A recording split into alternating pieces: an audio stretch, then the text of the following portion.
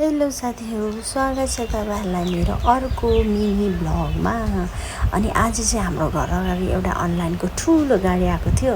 अनि नानाले चाहिँ पार्सल अर्डर गर्नुभएको छ त्यसमा। अनि यो बक्समा के छ नाना भन्दै म चाहिँ औँला देखाउँदै सोध्दै थिएँ। अनि नानाले चाहिँ पुरा भारी रहेछ, हेर न, जाऊ न चक्कु लिएर आऊ त, म यहीँ ओपन गर्छु भनेर भन्नुभयो। अनि म चाहिँ खुर्र गएर चक्कु लिएर आएँ। अनबक्सिङ गर्दै हुनुहुन्छ नानाले चाहिँ। हेरौँ है त साथीहरू, यसमा के छ। नानाले चाहिँ नानीको भात खुवाइको गिफ्ट अर्डर गर्नुभएको, खास गरीमा। अनि भात खुवाइको गिफ्ट चाहिँ नानीको भात खाने चेयरै अर्डर गर्नुभएको रहेछ। अनि हेर्नुहोस् न, कलर पनि कति मिठो, पुरा मन पऱ्यो। तर यो कलरलाई चाहिँ के भन्छ मलाई चाहिँ थाहा छैन साथीहरू, खोइ के ग्रिन भन्छ होला सायद।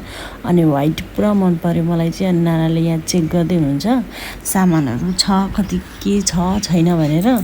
अनि अनलाइनमा किनेको सामानहरू चाहिँ कति कुराहरू मिसिङ हुन्छ, कहिले टुटेको हुन्छ, कहिले फुटेको हुन्छ कि, अनि एक्सचेन्ज गर्नुपर्ने हुन्छ। त्यही भएर अहिले नै राम्ररी चेक गर्दै हुनुहुन्छ। अनि सबै ठिकै रहेछ। अनि हामीलाई चाहिँ यो जोड्नुको लागि आउँदैन, हामीले चाहिँ भाइलाई बोलाएको थियौँ जोड्नुको लागि। अनि हेर्नुहोस् न, मिस्त्रीहरू कतिजना, आमामा, यो मिस्त्रीहरूले त झन् मजाले जोडिदिन्छ है, भाइलाई त पुरा हेल्प हुन्छ।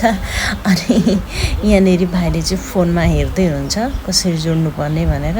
अनि हेर्नुहोस् त, मिस्त्रीहरू आफ्नो कामतिर लाग्यो। अब उनीहरूले चाहिँ काम भत्काउने हो कि बनाउने हो थाहा छैन, तर मिलाउनु चाहिँ मिलाउने अरे उनीहरू पनि।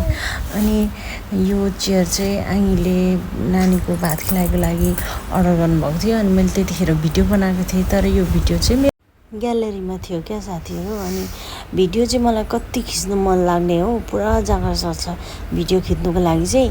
तर एडिटिङ गर्नु भन्यो कि मलाई के हुन्छ एकदमै झ्याउ लागेर आउँछ। त्यही भएर कति भिडियोहरू चाहिँ म अपलोड गर्न पाउँदिनँ साथीहरू।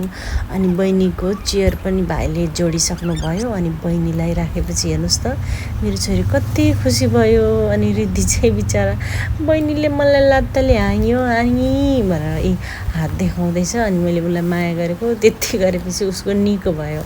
अनि मेरो छोरी चाहिँ कति खुसी भइरहेको छ। अनि 5 मन्थ्स जस्तो कम्प्लिट हुन लाग्यो, त्योभन्दा अगाडि नै छोरीको चाहिँ भात खुवाइ गरिसक्नु पर्ने रहेछ।